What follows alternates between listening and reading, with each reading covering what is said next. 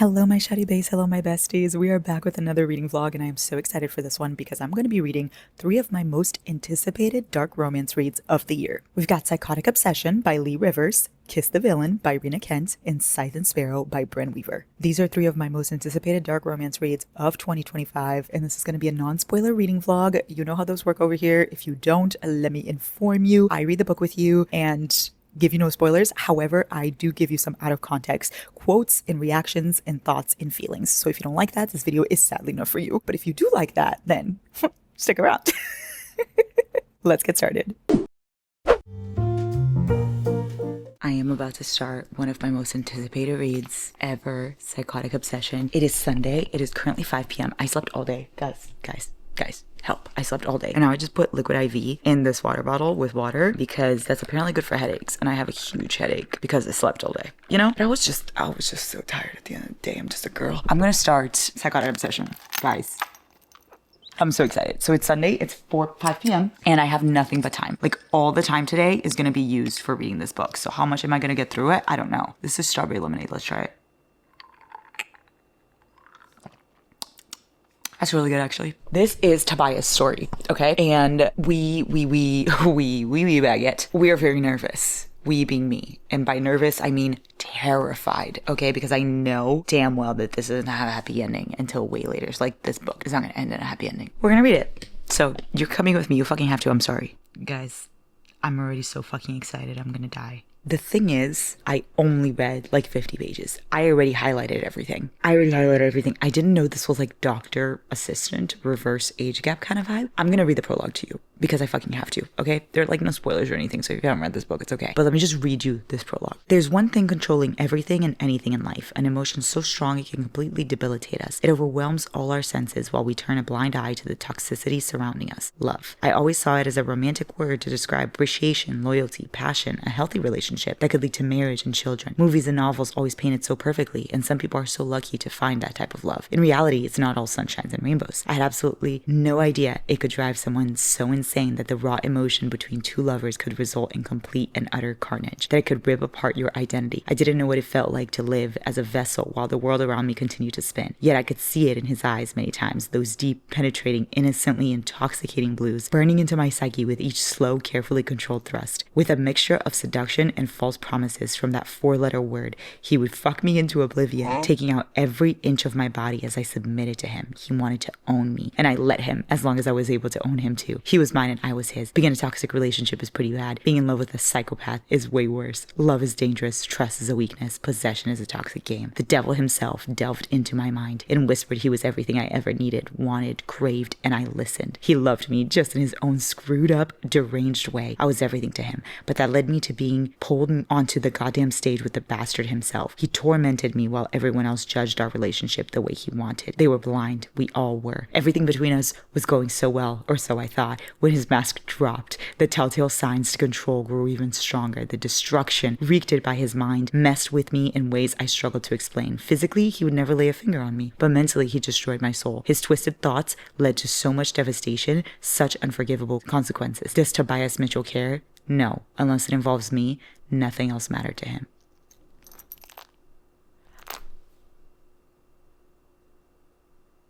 A pretty little thing like you can call me Tobias. He calls her doctor. He literally said, sounds like a challenge doctor. You know, one thing about this man is he's like correct because he said, this isn't stalking. This is me simply wanting to know more information about someone without their knowledge.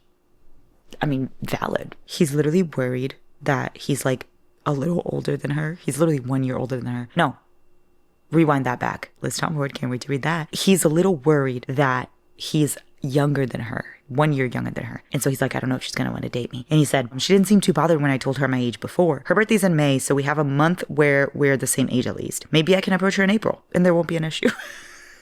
Why is that kind of funny? I almost want her to slap me. It would be amazing. Imagine having her hand on my cheek. I'd be dreaming.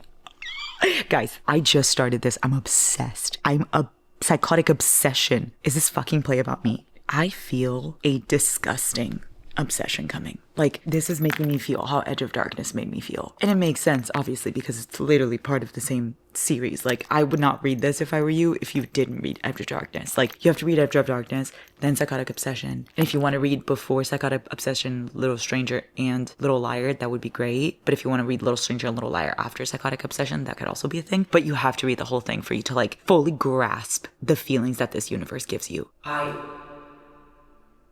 It's like, it makes you feel that sinking feeling of like, oh my God, pain, despair. I care for these characters so much, like the way you feel with Boys of Tom and Magnolia Parks, but make it dark romance. I haven't felt that way in a dark romance. Like, I feel like I love so many dark romances. I love the Mindfuck series. I love Legacy of Gods. Like, I love Cat and Mouse Duet. But the feeling of like despair that you feel. Do you know what I'm saying? Guys. This is how we're currently doing. We're on chapter 12. We have brought in snacks for reinforcement. These are my fucking favorite, and I love these chocolates.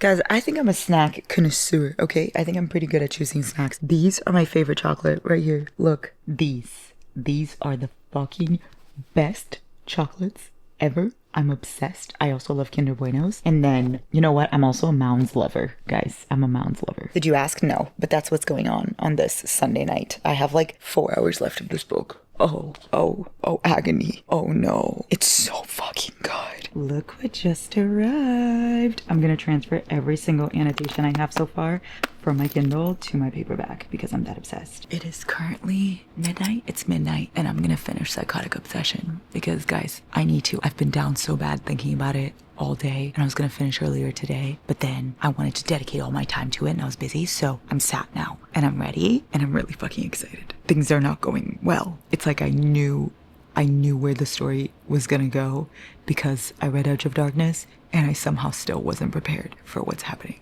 Things still aren't going well. I fear they're just gonna keep going downhill.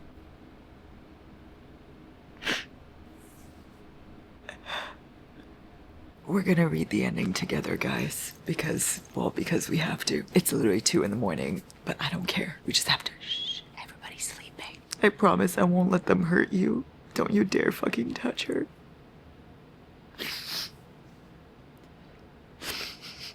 And I'm really fucking excited. Kate or Luciella Mitchell? No.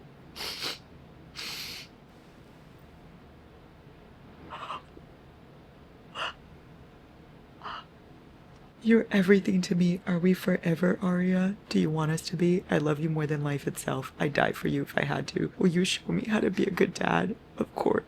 I'm tired, Arya. I wanted to give you the world, not destroy yours. What the fuck? Thank you for loving me. No, guys, I need to be sedated. I don't think I can do this. I don't think I can read the last chapter. Fuck. Okay. Go live your life. No.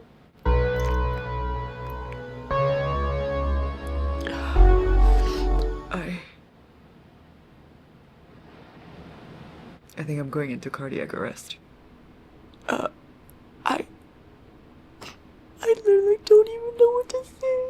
Oh my god, I need to go back and tab this. I didn't tab the last half. Oh no, I can't reread those quotes. Oh no. No, I'm actually like really unwell. Guys, I literally can't even fucking talk about this. Like, I gotta go. I literally can't do this. Hey guys, it's 5 a.m. I have to be up in 2 hours to take Giant to work and go to the gym. And I just want to let you know that I haven't moved. I've been sitting exactly right here. I haven't moved. I haven't really done anything, actually. I've just been staring at the wall for the past 2 hours. And like, I need more time. It's still not enough. Update. I'm still not doing well. I've made a decision. And that decision is I'm gonna nap for an hour and then I'm gonna get up and everything's gonna be fine. So I'll talk to you tomorrow. Well, today, after my nap. I'll talk to you after my nap. BRB. Good morrow, everyone. I feel much better about finishing Psychotic Obsession last night. Thank you so much for asking. I clearly, how do I put this lightly, was unwell, and I'm still kind of sort of thinking about it, but it's totally fine. I'm gonna be fine. One thing about me is I'm gonna be fine. So I've decided I'm gonna rate this 4.5. Originally, I was thinking 5 stars. I was like, oh my god, 5 stars, 5 stars. But then the more I thought about it at night, I was like, I wish there was more. There was more of an ending. Like, I wish there was, obviously we know where the story goes, and obviously there's gonna be more bonus scenes of them and stuff, but I wanted to see more of like Tobias, where he's at now, and like where he was at before and how his situation with Arya got started in the Edge of Darkness trilogy. Like, I wanted to see more of that side, and I just feel like I didn't get that. So that's the only little thing. Like, I just was disappointed that I didn't get that. But other than that, fucking masterpiece. It really was a fucking masterpiece. So 4.5, very good start to our video because my most anticipated reads are not disappointing me yet. So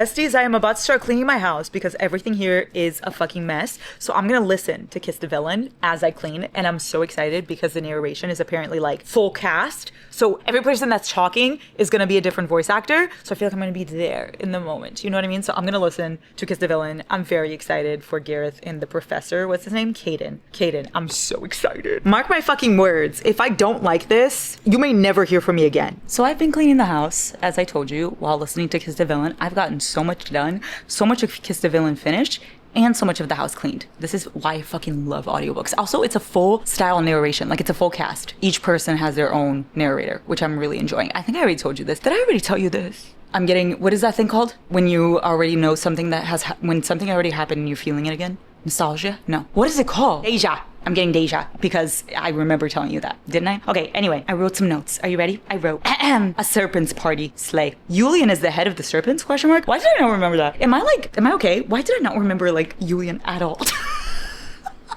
Like, was I there? No, it's deja vu. It's deja vu, it's not just deja. I forgot the vu. Here's the thing. How do I say this? I expected Gareth to be different. I really thought this was gonna be the first, like, Legacy of Gods guy who is not an exact replica of the other ones. And don't get me wrong, I love that vibe sometimes. Like, when I'm in a mood for a silly, goofy fucking time, nothing can stop me. I had fun, I had fucking fun. That's it. You know what I mean? If it's recycled characters, if it's all the same shit, like, I don't care. But when I'm actually, like, looking forward to a book because I expect it to be different, I like want it to be good, and then it's just not giving that. It's a little bit upsetting. I thought Gareth was gonna be like how we saw him in the other books, but he's exactly like Killian. I've already read Killian. I don't need him again. I will say Gareth has had some really funny quotes. Like in chapter 2, he was like, did he just call me grotesque? Me? Grotesque? The best looking person I know? I also wrote down some quotes for you guys. Are you ready for this? Swallow every last drop. Little monsters like you don't deserve to come. Yeah. I am 25% in, okay? And Caden nicknamed Gareth's behind hole, the hole that is on your behind, okay? He nicknamed it, not just a regular nickname, not like Monica. No, he nicknamed it Pussy. He nicknamed it. Here's an actual quote from this book. Baby, your is so tight, or should I call it so it doesn't feel so gay. My so tight and warm. Shut the up. You hate it when I call this hungry ass a Yeah, those are words on paper for sure. Can I just fucking tell you how giddy I am every time Nikolai makes an appearance? Every time Killian and Jeremy make an appearance? I love them so fucking much. I love them so fucking much. So the problem is I am not having a good time. I am listening to this book against my fucking will because I've lost interest like 200 pages ago. Guys, I'm pretty much 50% of the way through and not a single fucking thing has happened. Where is the plot? Where is the plot? Me looking for the plot, nowhere to be fucking found. And you know what the problem is? I have Friday Night Lights right in front of me that I could be watching instead of listening to this book, and I would rather do that. So, fuck. Here's my problem. I hate Caden. I just cannot explain it because I know he's a lot like Rena's like other MMCs. Like a lot of people are saying he's like Killian. I don't see it. Like I see the similarities in everything else. I see that this book is quite literally a copy and paste of all the Legacy of God books, which if I was in the mood for that, it wouldn't be a bad thing, but I'm not in the mood for that. But like, he's just not like Killian to me. Like he's just annoying. And like Killian is the way he is, but he's also like fucking psychotic and also way younger. This professor is supposed to be like way more mature, and he was supposed to give like something different, and then Gareth is giving the same thing, and everything feels so forced, and it just feels like not like there's a way for you to write dark romance, and this does not feel like the way to do it. Like I've read many dark romances, okay? So don't you dare come over here and tell me that all of them are the fucking same, because they're really not. Like they are really, really not. But it's just, they will be the same if all you write is the same fucking thing over and over again. I stopped reading Devney Perry because I was obsessed with her first couple of books. Like Juniper Hill and Letters to Molly will remain some of my favorite books of all time. I love those books. But then the problem is everything that I read kept being the same thing over and over again. So then I was just kind of done after that. I feel like I'm reaching that point with Rena Kent. Like I'm gonna still try to read like the dark hockey romance because I feel like that could be different maybe, but that's just all the same shit. And I haven't even read all her books. So are they all like, what? The only one that's different is Monster Trilogy. Monster Trilogy, and then I love me some God of Malice, God of Wrath, and God of Fury. Other than that, oh no, you know what? Deception Trilogy is good too. But other than that, everything else ends up being the same. Like, what do? Do I carry on but then start hating on everything? Or do I just quit while I'm ahead? I'm not even ahead. Do I just quit? Period. You know? Oh, what a conundrum. What a fucking conundrum. So, I DNF'd Kiss the Villain. Guys, it pains me to say this. I actually maybe want to cry. I got 50% into this book. I got to exactly, let's see, this part right here. I was listening to the audiobook while I was cleaning. So right there, 20. I read this much. This much is what I listened to while I was cleaning. And listen, like the audiobook made it a little bit better, but I still couldn't do it. And that's how you know I'm just not vibing with it. Okay, for me, Rena Kent is just becoming an author that just everything is the same. I told you this before. I'm gonna say it again. Will I keep trying? Probably, because I love her book so much that I really do want to enjoy what I'm reading. But if it starts to become like I'm just reading it and I'm hating it, then I'll stop, because what's the point of that, you know? So I don't want this to be like a Devney Perry situation where I'm just not enjoying the books I'm reading. So hopefully the like hockey romance that's coming, hopefully I'll enjoy that one because it'll be different. But this was just very much God of Malice, God of Wrath, God of Fury, God of War, God of Pain, whatever, all of the Legacy of Gods put together. And I was waiting for Gareth to give me something else, and he like had the chance to be different and he wasn't. And then I really didn't like Caden. Like I couldn't bring myself to like him at all. Like I really don't know. I love Killian. I posted a review and like told people that I DNF'd this, and a bunch of people were like, but Killian is just like Caden. I'm like, I don't know what to tell you. Like, I just was not in the mood for this man. I just was not enjoying it. Like, I didn't enjoy the nicknames. I didn't like the way she was writing shit. I didn't like anything about it. There's actually not a single redeemable thing about this book, in my humble opinion. So I will not be finishing it. I am very fucking sad about this because it was one of my most anticipated reads of the year. Alas, you win some, you lose some. Rena Kent, you lost this one for me. But if you love it, I love that for you. I just don't. Last up on our list, we have Scythe and Sparrow by Bryn Weaver. I am so excited for this one. So this is the series. This is Butcher and Blackbird, which is the first one. I really liked that one. And then this one was okay, Leather and Lark. I think I expected a little bit more. So now I'm really excited for this one. Also, they look really cute next to each other. Come on now. This is the Ruinous Love Trilogy. If I'm not obsessed with this, guys, I'm gonna cry. These content warnings are absolutely sending me. Like, look at this. Eyeballs, eyelids, sausages and hot dogs, cotton candy, staple guns, raccoons, clowns, sexy clowns, impaling. I will say, out of all of the characters so far, I love Rose the most. Just kidding, because now that I'm thinking about it, obviously Sloane and Rowan. Okay, Sloane and Rowan are still my number one, but Rose is giving. Fionn, on the other hand, is not giving anything. But Rose is. She goes, ta-da! And it's literally her killing someone. I also like that she works in a circus. Like, he's a doctor, she's a serial killer who works in a circus. And I just love that dynamic.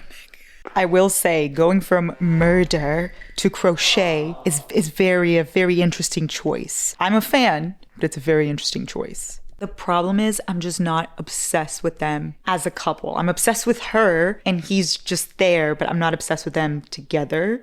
Like, I don't feel that feeling that I felt with Butcher and Blackbird. Like, just seeing Rowan and Sloane, their little appearances is already making me happier than Rose and Fionn's story, which is not good. Eyes on me. Okay, Dane Atos. I love this quote. I don't even know if you guys could see. Hold on, it's right there. It says, "It's okay to love your darkness and still love yourself. It doesn't make you a bad person. It makes you a whole one." In case anyone's wondering, they checked into a hotel and there is only one bed.